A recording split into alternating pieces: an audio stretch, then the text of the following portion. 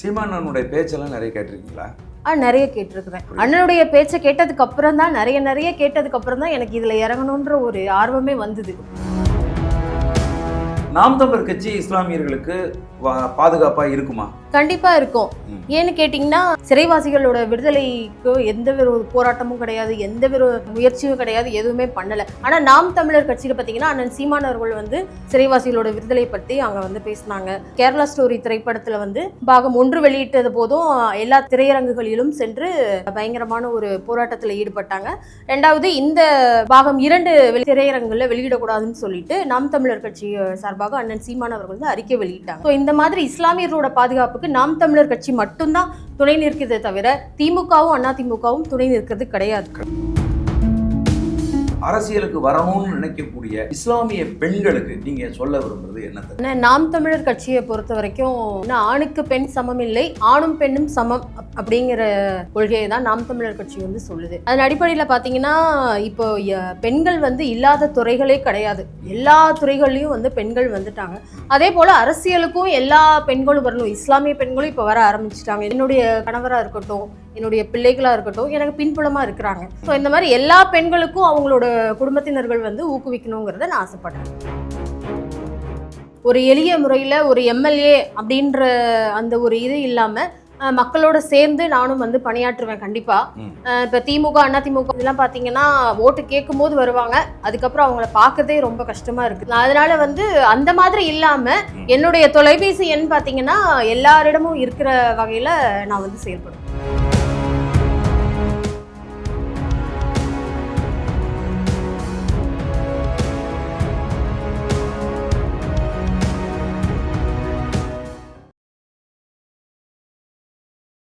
உலகம் முழுவதும் பரவி வாழுகிற தாய் தமிழ் உறவுகள் அனைவருக்கும் வணக்கம். இன்னைக்கு நம்ம சோழன் சொல்வீச்சு வலையொலியில் சேப்பாக்கம் நாம் தமிழர் கட்சியினுடைய சட்டமன்ற தொகுதி வேட்பாளர் திருமதி ஆயிஷா அவர்களை சந்தித்து பேச இருக்கிறோம். அம்மா வணக்கம். வணக்கம். ஒரு இஸ்லாமிய குடும்பத்திலிருந்து அரசியலுக்கு வந்திருக்கிறீங்க. ஒரு பெண்ணா உங்களுடைய குடும்பத்தினுடைய ஆதரவு, உங்களுடைய நண்பர்கள், உங்கள் உறவினர்கள், இவங்களுடைய ஆதரவெல்லாம் எப்படி இருக்கு? அதாவது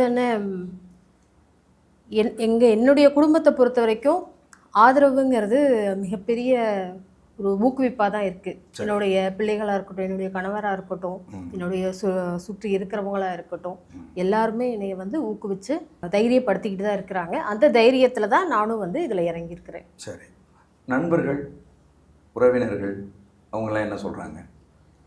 நண்பர்கள் உறவினர்களும் எந்த எதிர்ப்பும் இதுக்கு இது வரைக்கும் தெரிவிக்கல. அதனால் தைரியமாக இதில் இறங்கி செயல்பட்டு கொண்டிருக்கிறேன். சரி, நீங்கள் எத்தனையோ அரசியல் கட்சிகள் இருக்குது தமிழ்நாட்டில். அரசியலுக்கு வரணும் அப்படின்னு தைரியமாக ஒரு பெண் முடிவெடுத்து நாம் தமிழர் கட்சியை ஏன் தேர்வு செஞ்சீங்க?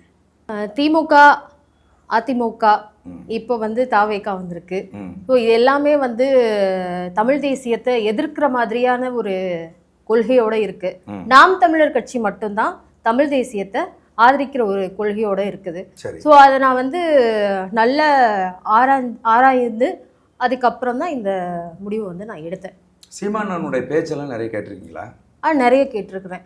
அண்ணனுடைய பேச்சை கேட்டதுக்கு அப்புறம் தான் நிறைய கேட்டதுக்கு அப்புறம் தான் எனக்கு இதுல இறங்கணுன்ற ஒரு ஆர்வமே வந்தது, தைரியமே வந்தது. உங்க தொகுதி தமிழ்நாட்டில் மிக முக்கியமான தொகுதிங்கிறது உங்களுக்கு தெரியும்.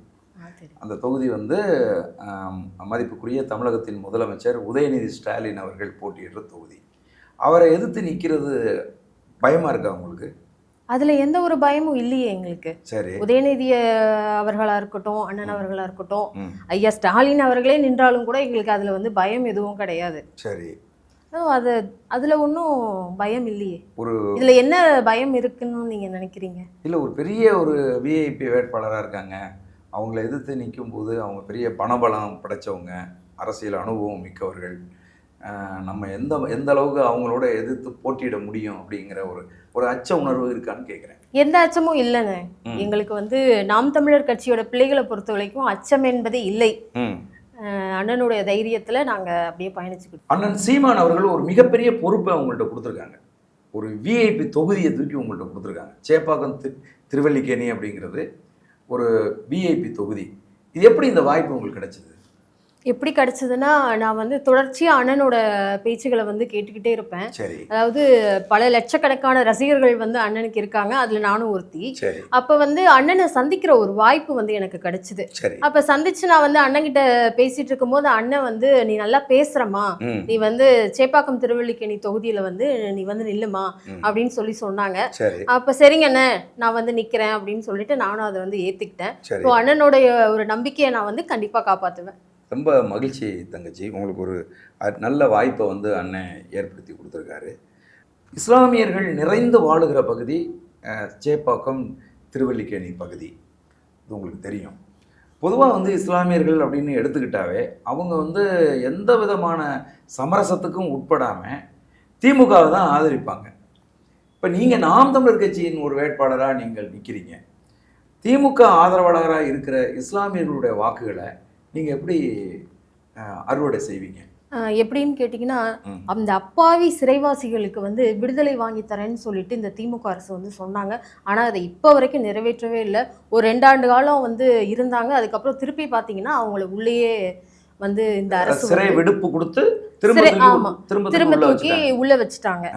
ஸோ அடுத்து 2வது பார்த்தீங்கன்னா இந்த கேரளா ஸ்டோரின்ற திரைப்படம். அந்த திரைப்படம் பார்த்தீங்கன்னா பாகம் 1 வெளியாச்சு. அப்பவும் வந்து நாம் தமிழர் கட்சியில வந்துட்டு அண்ணனோட தலைமையில நம்ம வந்து போராட்டம் நடத்தினோம். தமிழ்நாடு அரசு வந்து அதோட போலீஸ் பாதுகாப்போட அந்த படத்தை வந்து வெளியிட்டாங்க. இப்ப பாத்தீங்கன்னா 2026லயும் இந்த கேரளா ஸ்டோரி பாகம் 2 திரைப்படம் வந்து இப்போவும் வந்து அண்ணன் சீமான் அவர்கள் வந்து அறிக்கை வெளியிட்டு இருக்கிறாங்க. ஆனா தமிழ்நாடு அரசு அதை பொருட்படுத்தாம அந்த படத்தை வந்து வெளியிட்டு இருக்கிறாங்க. படத்தை ஏன் வெளியிடக்கூடாதுன்னு நீங்க நினைக்கிறீங்க? இந்த படம் முழுக்க முழுக்க இஸ்லாமியர்களுக்கு எதிர்ப்பான ஒரு படம். இதை வந்து பிஜேபி தான் எடுத்து இந்த படத்தை வந்து வெளியிடுறாங்க. இதை தடுக்க RSS வந்து இதை தடுக்க வேண்டிய இடத்துல வந்து தமிழ்நாடு அரசு இருக்கு. ஆனா அதை தடுக்கவே இல்லையே. அதை ஆதரிச்சு இன்னும் நம்ம வந்து திரையரங்குகள்ல பாத்தீங்கன்னா சொல்றது வந்து நாங்க பிஜேபி RSSக்கு எதிராக நாங்க வந்து மத அரசியலுக்கு எதிராக நாங்க இருக்கிறோம், மதசார்பற்ற கூட்டணி அப்படின்னு சொல்லிட்டு இஸ்லாமியர்களுக்கு எதிராக ஒரு திரைப்படம் வருகிற போது அதை அரசே ஆதரிக்குதுன்னு குற்றஞ்சாட்டுறீங்க இல்லையா? கண்டிப்பா அதை வந்து தமிழ்நாடு அரசு வந்து எந்த ஒரு அறிக்கையும் வெளியிடல. அதற்கு எதிர்ப்பான எந்த ஒரு முன்னோட்டமுமே கிடையாது தமிழ்நாடு அரசு கிட்ட. சரி. அடுத்தது பாத்தீங்கன்னா இஸ்லாமியர்களுக்கு திமுக அரசு வந்து சீட்டு கொடுக்கறது இல்லை. இப்ப நாம் தமிழர் கட்சி வந்து என்ன ஒரு முஸ்லிம் பெண்ணா வந்து எனக்கு வந்து சீட்டு கொடுத்துருக்காங்க. அண்ணன் சீமான் அவர்கள் வந்து கொடுத்துருக்காரு. ஆனா இது ஏன் திமுகவும் செய்யறது இல்லை, அண்ணா திமுகவும் செய்யறது இல்லை? ஸோ இப்போ இதை வந்து புரிய வைக்கணும். நம்மளோட இஸ்லாமியர்களோட ஒவ்வொரு வீட்டுக்கும் சென்று நான் வந்து கண்டிப்பா குறிப்பா வந்து பெண்களிடம் சென்று இதை நான் உட்கார்ந்து பேசி புரிய வைப்பேன். புரிய வச்சு அவங்க கிட்ட இருந்து நம்ம வாக்க பெறுவதற்கான முயற்சிகளை நம்ம செய்வீங்க. கண்டிப்பா. இஸ்லாமியர்கள் வந்து ஏன் திமுகவுக்கு வாக்களிக்கிறாங்க? அவங்க திமுக தங்களுக்கு பாதுகாப்பாக இருக்கும் அப்படிங்கிறதுனால வாக்களிக்கிறாங்க. நாம் தமிழர் கட்சி இஸ்லாமியர்களுக்கு பாதுகாப்பாக இருக்குமா? கண்டிப்பா இருக்கும். ஏன்னு கேட்டிங்கன்னா, இப்போ திமுக அரசு எடுத்துக்கிட்டிங்கன்னா சிறைவாசிகளோட விடுதலைக்கு எந்த ஒரு போராட்டமும் கிடையாது, எந்த ஒரு முயற்சியும் கிடையாது, எதுவுமே பண்ணலை. ஆனால் நாம் தமிழர் கட்சியில் பார்த்தீங்கன்னா அண்ணன் சீமான் அவர்கள் வந்து இப்போ தற்போது கூட நம்ம CNK ரோட்ல வச்சு ஒரு கூட்டம் போட்டாங்க. சிறைவாசிகளோட விடுதலை பற்றி அங்கே வந்து பேசினாங்க. அடுத்தது பார்த்தீங்கன்னா இந்த கேரளா ஸ்டோரி திரைப்படத்தில் வந்து பாகம் 1 வெளியிட்டது போதும் எல்லா திரையரங்குகளிலும் சென்று அடிச்சு நொறுக்கி பயங்கரமான ஒரு போராட்டத்தில் ஈடுபட்டாங்க.